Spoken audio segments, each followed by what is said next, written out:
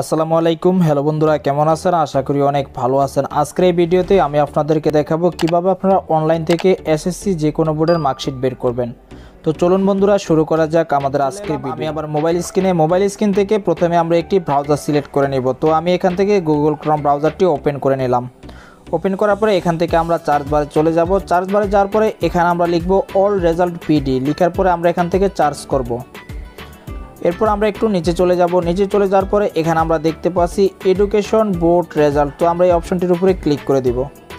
Click করে দেওয়ার পরে আমাদের সামনে এরকম একটি ইন্টারফেস চলে আসবে। তো আমরা এখানে প্রথমে দেখতে পাচ্ছি এক্সামিনেশন। তো আমরা এখান থেকে প্রথমে এক্সামিনেশনের উপরে সিলেক্ট করে দিব।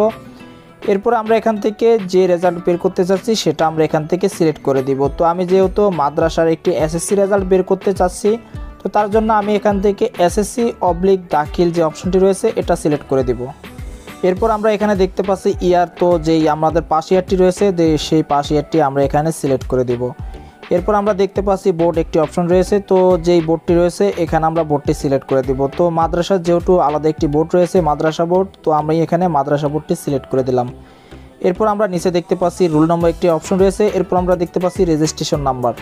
তো আমাদের যেই স্টুডেন্ট রয়েছে তার রোল নম্বর এবং রেজিস্ট্রেশন নাম্বারটি রয়েছে সেটা আমরা এখানে বসিয়ে নিব।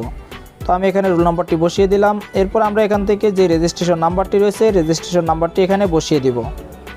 রোল নম্বর রেজিস্ট্রেশন নাম্বার বসানোর পরে নিচে আমরা একটি যোগফল দেখতে পাচ্ছি। তো এখানে আমরা যোগফলটি বসিয়ে দিব। যোগফলটি বসানোর পরে এখান থেকে আমরা দেখতে পাচ্ছি একটি সাবমিট অপশন রয়েছে। তো আমরা এই সাবমিট অপশনের উপরে ক্লিক করে দিব। ক্লিক করে দেওয়ার পরে আমাদের যেই এসএসসি মার্কশিটটি রয়েছে মার্কশিটটি আমাদের সামনে চলে আসলো। তো চলে আসার পরে এখানে আমরা দেখতে পাচ্ছি স্টুডেন্টের নাম সহকারে এবং সাবজেক্টগুলো যে গ্যাজেটগুলো রয়েছে সেই গ্যাজেটগুলো আমরা এখানে খুব সহজেই দেখতে পাচ্ছি। তো এভাবে চাইলে আপনারা খুব সহজে এসএসসির মার্কশিট বের করে নিতে পারেন। এরই ধারাবাহিকতায় শেষ করলাম আমাদের আজকের ভিডিও। দেখা হবে পরবর্তী নতুন কোনো ভিডিওতে। নিত্য নতুন ভিডিও পাওয়ার জন্য অবশ্যই আমার চ্যানেলটি সাবস্ক্রাইব করে পাশে থাকা বেল আইকনটি ক্লিক করে দিবেন, যাতে করে নতুন নতুন ভিডিওর আপডেট পৌঁছে যাবে সবার আগে আপনার কাছে। এবং সেই সঙ্গে শেষ করলাম আমাদের আজকের ভিডিও। ধন্যবাদ, ভালো থাকবেন, সুস্থ থাকবেন, আল্লাহ হাফেজ।